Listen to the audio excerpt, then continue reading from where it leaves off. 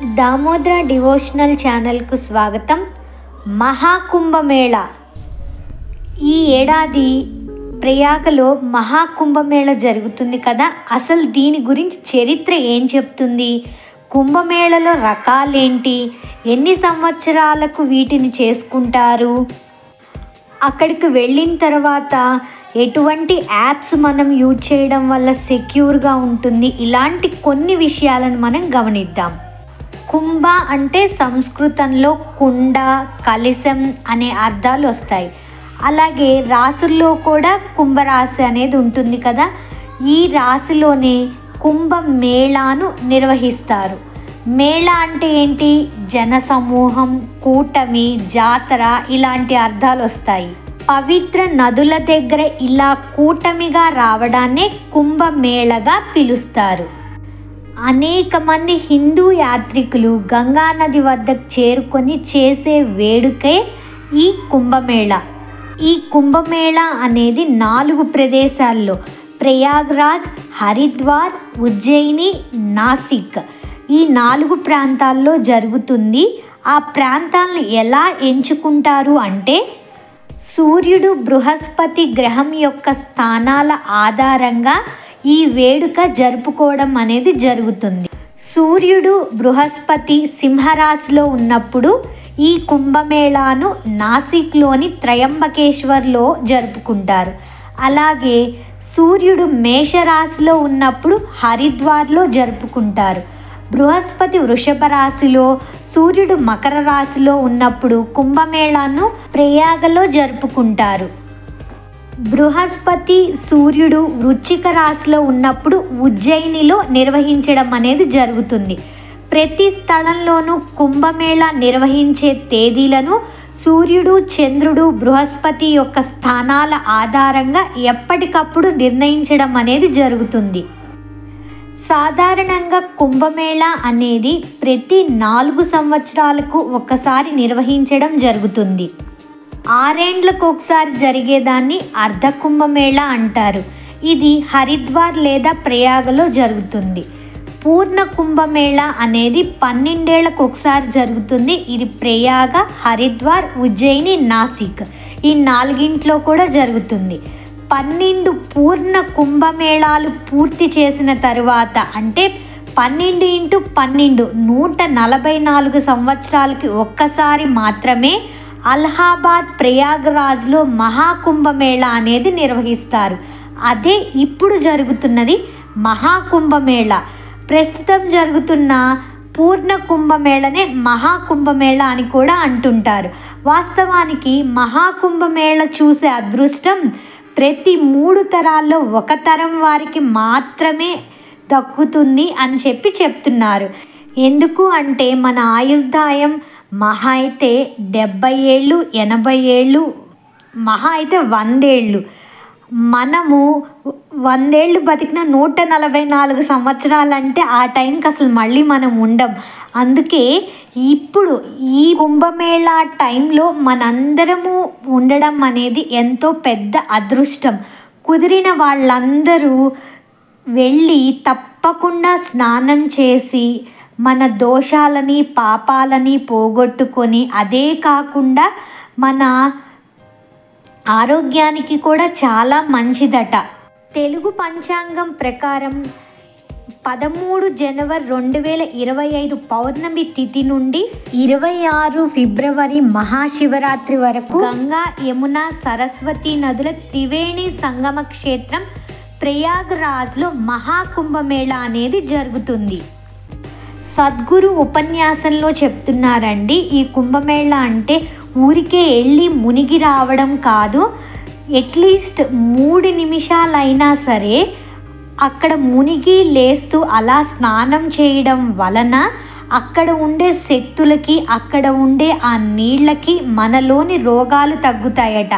అలా కనీసం 3 రోజులైనా అక్కడ ఉండగలిగి అక్కడ స్నానాలు ఆచరించి పూజలు చేయడం చేస్తే మంచి ఫలితం ఉంటుంది. ఇలా జస్ట్ ఊరికే వెళ్ళి ఒక్కసారి మునిగి బయటికి వచ్చేస్తే అది ఏమీ పెద్ద ఉపయోగం ఉండదు అన్నట్లుగా సద్గురువు గారు వివరించారు.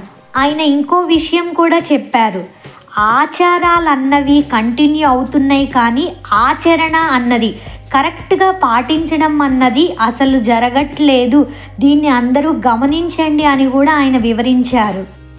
మహాకుంభమేళా 2025లో రాజస్నానం ఆచరించేందుకు ప్రత్యేక తిథులు ఇవే. కుంభమేళలో చేసే స్నానాల్లోకెల్లా అత్యంత పవిత్రమైనదిగా భావించే రాజస్నానం 13 జనవరి 2025న పుష్య పౌర్ణమి రోజున నిర్వహించబడుతుంది. అదే భోగి రోజు ఆల్రెడీ ఫినిష్ అయిపోయింది. రెండవ రాజస్నానం మకర సంక్రాంతి 14 జనవరి 2025, అది కూడా అయిపోయింది.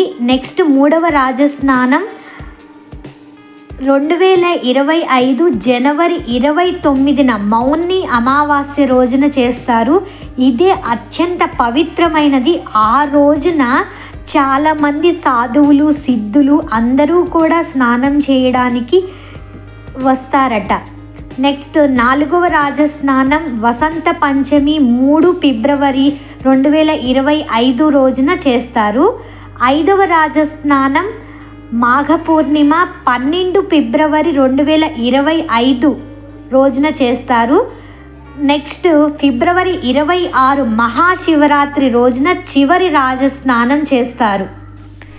ఈ మహాకుంభమేళలో జనవరి 13 నుంచి ఫిబ్రవరి 26న మహాశివరాత్రి వరకు కూడా పుణ్యస్నానాలు ఆచరిస్తారు కదా. అయితే ఇందులో విశేషంగా చేసే రాజస్నానానికి ఒక ప్రాముఖ్యత ఉంది. ఏంటి అది అంటే, సాధారణంగా పుణ్యతిథుల్లో నదీ స్నానం విశేషంగా మనం ఎప్పుడు చేస్తూనే ఉంటాం, చూస్తూనే ఉంటాం. ఇక ఈ మహాకుంభమేళలో వచ్చే విశేష తిథుల్లో స్నానం చేయడాన్ని రాజస్నానంగా చెబుతారు. కుంభమేళలో స్నానం చేయడం వల్ల సకల దేవతల ఆశీస్సులు లభిస్తాయని, సమస్త పాపాలు నశించి మోక్షం లభిస్తుందని విశ్వాసం.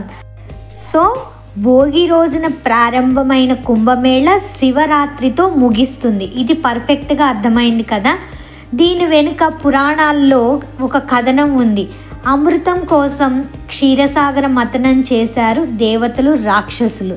అప్పుడు వెలువడిన అమృత కలశాన్ని జయంతుడు అనే కాకి నోట కరుచుకొని భూమి చుట్టూ తిరుగుతుందట. ఆ జయంతుడు అనే కాకి ఎవరో కాదు, ఇంద్రుని కొడుకు. ఎలాగ కాకిగా మారారు అంటే, గౌతమ మహర్షి శాప ప్రభావంతో కాకిగా మారి చివరకు రాముడి చేతిలో శాప విమోచనం పొందుతారు. అహల్యపై మనసు పడిన తండ్రి కాంక్ష తీరాలంటే గౌతముణ్ణి బయటకు పంపించాలని ఆలోచిస్తాడు జయంతుడు. అందుకే కాకి రూపంలో గౌతమ మహర్షి ఇంటి ముందుకు వచ్చి అరుస్తాడు. కాకి అరుపు విని నదీ స్నానానికి బయలుదేరిపోతాడు గౌతముడు. తెల్లవారిందని అనుకొని నదీ స్నానానికి వెళ్ళిపోతాడు. ఆ తర్వాత కాకి రూపంలో వచ్చింది జయంతుడు అని తెలిసి కాకిగానే మారిపో అని శపించాడు గౌతముడు. ఈ జయంతుడు అమృత కలశాన్ని తీసుకొని 12 రోజుల పాటు భూమి చుట్టూ తిరుగుతాడు. రాక్షసులకు అందకుండా తిరుగుతూనే ఉంటాడు. మానవులకు ఏడాది కాలం అంటే ఏంటి, దేవతలకు ఒక రోజుతో సమానం కదా. దక్షిణాయనం అన్నది రాత్రి సమయం, ఉత్తరాయణం అన్నది పగటి సమయం. ఈ లెక్కల ప్రకారం దేవతలకు 12 రోజులు అంటే మానవులకి 12 సంవత్సరాలని అర్థం. అందుకే 12 ఏళ్లకు ఒకసారి కుంభమేళాని నిర్వహిస్తారు. జయంతుడు ఏం చేశాడు, అమృత కలశం తీసుకొని భూమి మొత్తం తిరిగినప్పుడు ఆ అమృత కలశం నుంచి 4 చుక్కలు ఈ 4 ప్రదేశాల్లో పడ్డాయట. ఏ 4 ప్రదేశాలు అంటే చెప్తాను. అందుకే ఇవి అత్యంత పవిత్రమైన ప్రదేశాలుగా చెప్తారు పండితులు.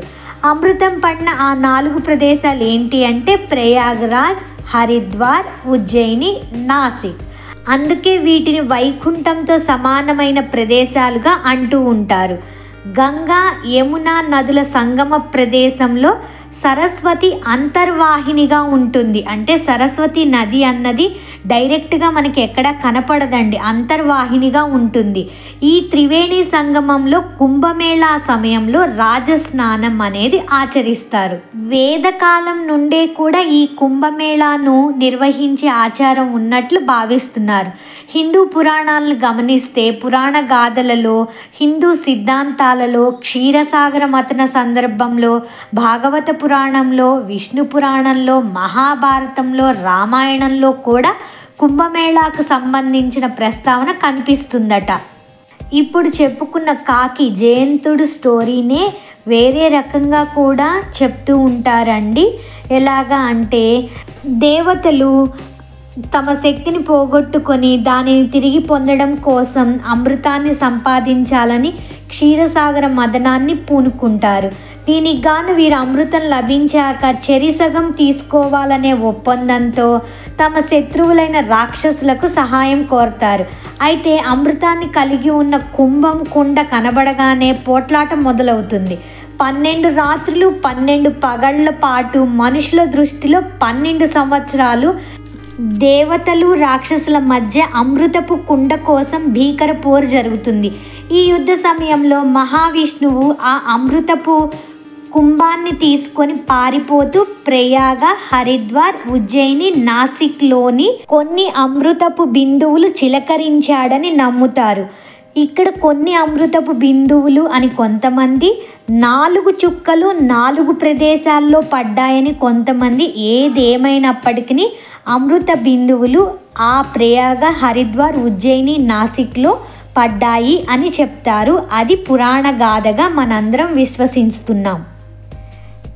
త్రివేణి సంగమంలో స్నానం చేయడం అన్నది ఉత్తమం ఈ మహాకుంభమేళలో అని చెప్తారు కదా. అసలు ఈ త్రివేణి సంగమం అంటే ఏంటో ఒకసారి చూద్దాం. భారతదేశంలోని పుణ్యక్షేత్రాల్లో ప్రయాగ అన్నది ఒకటి. 7 మోక్షదాయక నగరాల తర్వాత దివ్య పాప విమోచన క్షేత్రంగా ప్రయాగ అన్నది ప్రసిద్ధికెక్కింది.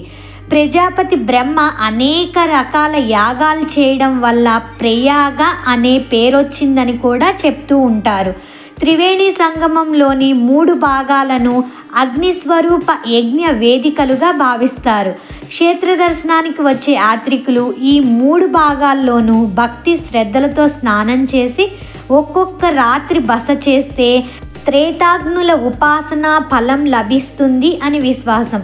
ప్రయాగ అనే శబ్దాన్ని పలకినా సరే జీవుడు చేసిన పాపాలు భస్మమైపోతాయని, త్రివేణి సంగమంలో స్నానం మోక్షప్రదమని భక్తులు విశ్వసిస్తారు. దాన ధర్మాలకు ప్రయాగ శ్రేష్టమైన భూమిగా పరిణమిస్తారు. ఎందరో రాజులు, చక్రవర్తులు తమ సర్వస్వాన్ని ఈ క్షేత్రంలో సమర్పించారని చెప్తారు. ఈ ప్రదేశంలోనే భరద్వాజ మహర్షి ఆశ్రమం ఉంది. మనకు గుర్తుందా అండి, వనవాసంలో సీత, రామ, లక్ష్మణులు ఈ ఆశ్రమాన్ని సందర్శించారని రామాయణం చెబుతుంది. భరద్వాజుడి విందు ప్రసిద్ధం కదా. భరతుడు వస్తే అప్పుడు భరద్వాజ విందు ఇస్తాడు కదా. అందుకే ఎవరైనా సరే మనకి భోజనాలు బాగా గ్రాండ్గా సెలబ్రేట్ చేశారు, వాళ్ళు చాలా మంచిగా భోజనాలు పెట్టారు అంటే అప్పుడు భరద్వాజ విందండి మీది అంటాం. అదనమాట. ఎప్పటికీ నాశనం కాకుండా కల్పాంతం వరకు నిలిచి ఉండే అక్షయ వటవృక్షం కూడా ఇక్కడే ఉందట.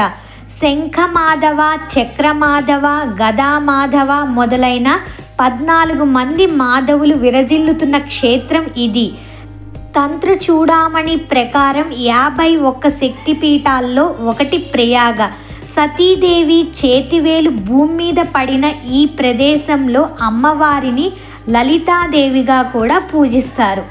ప్రయాగలో మాఘస్నానం అన్నది అత్యంత పుణ్యప్రదమని పద్మపురాణం చెప్తుంది. ప్రయాగ క్షేత్ర మాహత్యాన్ని అగ్ని, మత్య, కూర్మ పురాణాలు కూడా పేర్కొన్నాయి. ఇదండి ఈ ప్రయాగ త్రివేణి సంగమం ప్రయాగ యొక్క విశిష్టత. ఈ కుంభమేళలో ఎటువంటి అవాంతరాలు జరగకుండా ఉండడానికి యూపీ ప్రభుత్వం కట్టుదిట్టమైన భద్రతా ఏర్పాట్లతో ఎన్నో లేటెస్ట్ టెక్నాలజీ, ఏఐ టెక్నాలజీని యూజ్ చేస్తూ కెమెరాస్ కూడా ఏఐ కెమెరాస్తో నిఘాతో ఎంతో సమర్థవంతంగా ఎదుర్కొంటుంది. జనవరి 13 భోగి రోజే 1,000,000 మంది, నియర్లీ 1,000,000 మంది స్నానం చేశారట. ఎటువంటి ఆపదలు, ఎటువంటి పొరపాట్లు దొరలకుండా చూసుకుంది. అలాగే యూపీ ప్రభుత్వానికి కూడా 20 లక్షల కోట్ల రూపాయలు ఏమో సంథింగ్ ఆదాయం కూడా లభిస్తుందట. ఎన్నో కోట్లు ఖర్చు పెట్టి ఆ ప్రయాగ్రాజ్ ఘాట్ల దగ్గర అన్ని చోట్ల కూడా ఒక ఊరినే నిర్మించేశారట. అంటే ఆర్టిఫిషియల్గా నిర్మించేశారు. అన్ని టెంట్లు అట్లా మనం ఉండడానికి తినడానికి సౌకర్యాలకి ఎటువంటి లోటు లేకుండా ఒక ఊరినే నిర్మించేశారట. అలా నిర్మించి అంతమందికి ఇవ్వడం వలన వాళ్ళకి కోట్ల ఆదాయం వస్తుందట.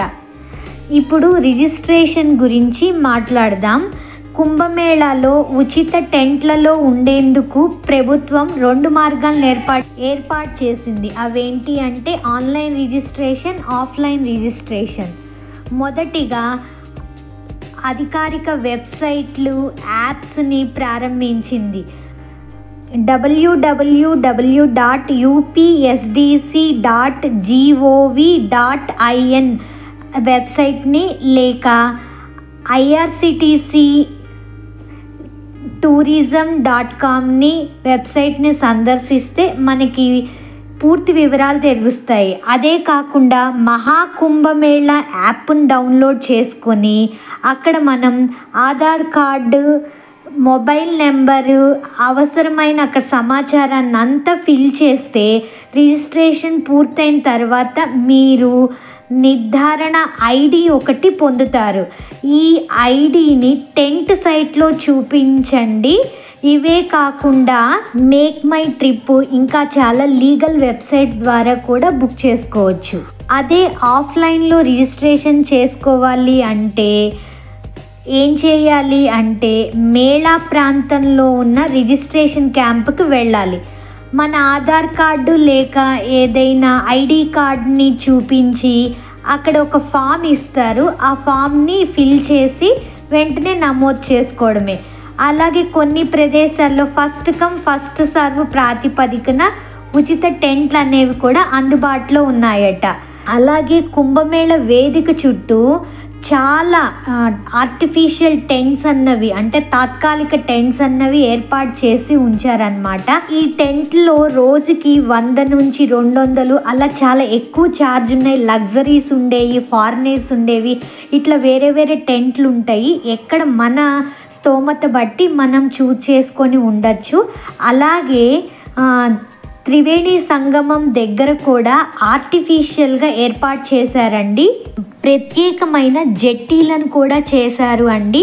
అది ఏంటి అంటే మధ్యలోనేమో మనం దిగి స్నానం చేయడానికి ఉంటుంది. పైకి వచ్చిన తర్వాత అక్కడే డ్రెస్అప్ అయ్యి ఉండడానికి కూడా ప్లేస్ ఉంటుంది. అలాగే ఫారినర్స్ ఉండడానికి కూడా లగ్జరీగా ఉండేవి. అలా పిండి కొద్ది రొట్టి అంటారు కదా, అట్లా ఆ త్రివేణి ఘాట్ దగ్గర మాత్రం, ఆ త్రివేణి సంగమం దగ్గర మాత్రం కొంచెం కష్టమట. సామాన్య జనానికి అక్కడికి ఎలో కూడా చేయట్లేదు అని చెప్పి నేను న్యూస్లో విన్నాను. కరెక్ట్గా కనుక్కొని ఎక్కడో గంగ దగ్గర, యమున దగ్గర స్నానం చేయకుండా త్రివేణి సంగమంలో స్నానం చేస్తేనే ఉత్తమం అని చెప్తున్నారు. అక్కడికి వెళ్ళడానికే మనం ట్రై చేయాలట. అది కుదిరితే డెఫినెట్గా అందరూ అక్కడికి వెళ్ళి స్నానం చేయడానికి ట్రై చేయండి.